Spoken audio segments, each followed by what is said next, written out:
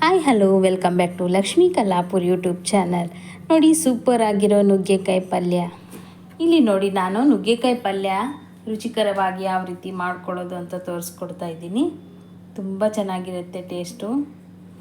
ಇವಾಗ ನಾನು ನುಗ್ಗೆಕಾಯಿ ಬೇಯಿಸೋದಕ್ಕೆ ನೀರು ಹಾಕ್ಕೊಳ್ತಾ ಇದ್ದೀನಿ.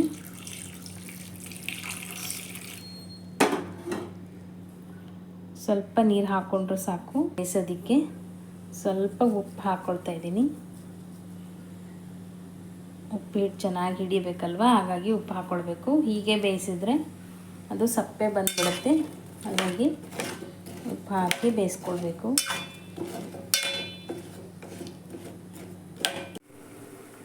ನುಗ್ಗೆಕಾಯಿ ಪಲ್ಯ ಮಾಡೋದಕ್ಕೆ ನಾನು ಒಂದು ಮಸಾಲೆಯನ್ನು ರುಬ್ಕೊಳ್ಬೇಕು. ಹಾಗಾಗಿ ನಾನಿಲ್ಲಿ ಈರುಳ್ಳಿ ತೊಗೊಂಡಿದ್ದೀನಿ, ಬೆಳ್ಳುಳ್ಳಿ ತೊಗೊಂಡಿದ್ದೀನಿ, ಹಾಗೆ ಸ್ವಲ್ಪ ತೆಂಗಿನಕಾಯಿ, ಶುಂಠಿ, ಕೊತ್ತಂಬರಿ ಸೊಪ್ಪು, ಆಮೇಲೆ ಸಣ್ಣದಾಗಿ ಕಟ್ ಮಾಡಿಟ್ಟಿರುವಂಥ ಈರುಳ್ಳಿ ಒಂದೆರಡರಷ್ಟು ತೊಗೊಂಡಿದ್ದೀನಿ ಒಗ್ಗರಣೆ ಹಾಕಲಿಕ್ಕೆ.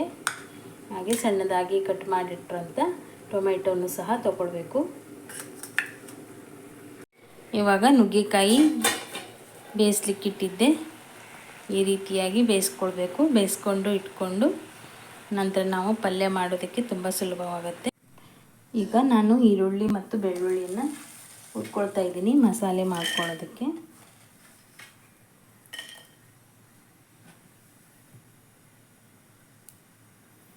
ಸ್ವಲ್ಪ ಎಣ್ಣೆ ಹಾಕ್ಕೊಳ್ಬೇಕು. ನಂತರ ಈರುಳ್ಳಿ ಹಾಕ್ಕೊಳ್ಬೇಕು. ಈ ಗ್ರೇವಿ ಎಷ್ಟು ಬೇಕೋ ಅಷ್ಟು ನೋಡ್ಕೊಂಡ್ಬಿಟ್ಟು ಈರುಳ್ಳಿ ಬೆಳ್ಳುಳ್ಳಿ ಹಾಕ್ಕೊಳ್ಬೇಕು.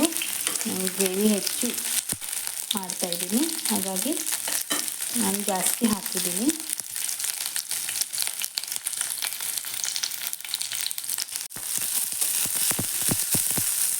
ಈರುಳ್ಳಿ ಹುರಿದು ಆಗ್ತಾ ಬಂತು, ಹುರಿಯೋದು. ಇದಕ್ಕೆ ನಾನು ಗರಂ ಮಸಾಲೆ ಪೌಡ್ರನ್ನು ಹಾಕ್ಕೊಳ್ತೀನಿ.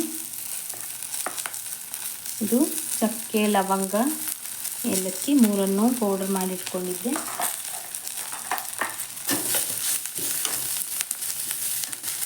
ಸ್ವಲ್ಪ ತಣ್ಣಗಾಗಲು ಇಡ್ತೀನಿ.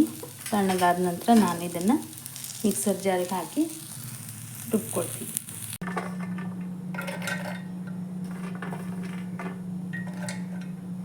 ತೆಂಗಿನಕಾಯಿ ಹಾಕ್ಕೊಳ್ತಾ ಇದ್ದೀನಿ. ನಂತರ ಶುಂಠಿ, ಸ್ವಲ್ಪ ಕೊತ್ತಂಬರಿ ಸೊಪ್ಪು,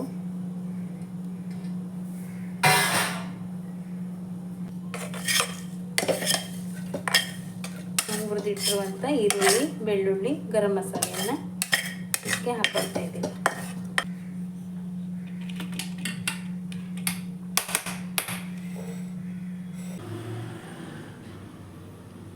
ಎಣ್ಣೆ ಬಿಸಿಯಾಗಿದೆ. ಕಟ್ ಮಾಡಿಟ್ಟಿರುವಂಥ ಈರುಳ್ಳಿಯನ್ನು ಹಾಕ್ಕೊಳ್ತಾ ಇದ್ದೀನಿ.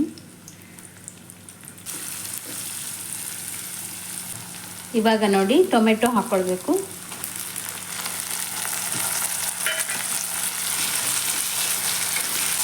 ಟೊಮೆಟೊ ನೋಡಿ ಹಸಿ ಅಂಶ ಹೋಗುವವರೆಗೂ ಚೆನ್ನಾಗಿ ಉದ್ಕೊಳ್ಬೇಕು. ನಂತರ ಒಂದೊಂದಾಗಿ ನಾವು ಎಲ್ಲ ಪದಾರ್ಥಗಳನ್ನು ಹಾಕ್ತಾ ಹೋಗೋಣ.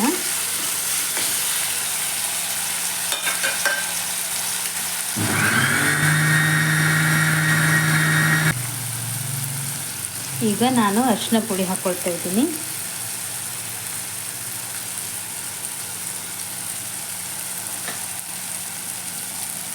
ನಂತರ ರುಚಿಗೆ ತಕ್ಕಷ್ಟು ಉಪ್ಪನ್ನು ಹಾಕ್ಕೊಳ್ಬೇಕು.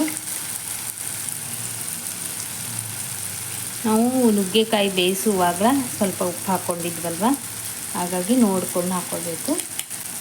ಇದು ಧನಿಯಾ ಪೌಡರು, ಇದನ್ನು ಸಹ 1-2 ಚಮಚದಷ್ಟು ಹಾಕ್ಕೊಳ್ಬೇಕು.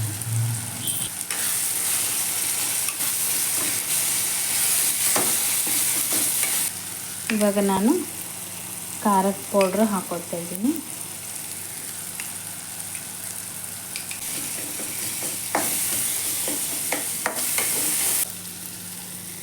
ಈಗ ಬೇಯಿಸಿಟ್ಟಿರುವಂಥ ನುಗ್ಗೆಕಾಯಿಯನ್ನು ಇದಕ್ಕೆ ಹಾಕ್ಕೊಳ್ಬೇಕು.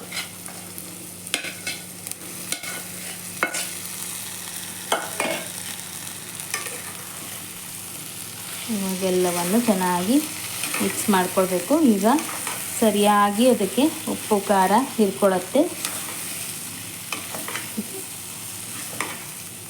1 2 ನಿಮಿಷದವರೆಗೂ ನಾವು ಇದನ್ನು ಚೆನ್ನಾಗಿ ಮಿಕ್ಸ್ ಮಾಡ್ಕೊಳ್ಬೇಕು. ನೋಡಿ, ಇವಾಗ ನಾವು ಮೊದಲಿಗೆ ಅರೆದಿಟ್ಟಿರೋಂಥ ಮಸಾಲೆಯನ್ನು ಇದಕ್ಕೆ ಹಾಕ್ಕೊಳ್ತಾ ಇದ್ದೀನಿ.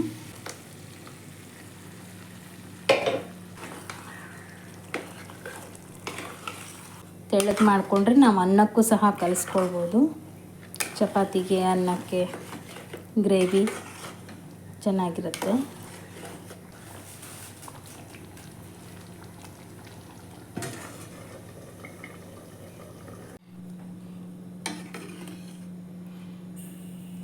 ಇವಾಗ ನೋಡಿ, ಪಲ್ಯ ಈ ರೀತಿಯಾಗಿ ರೆಡಿಯಾಗಿದೆ.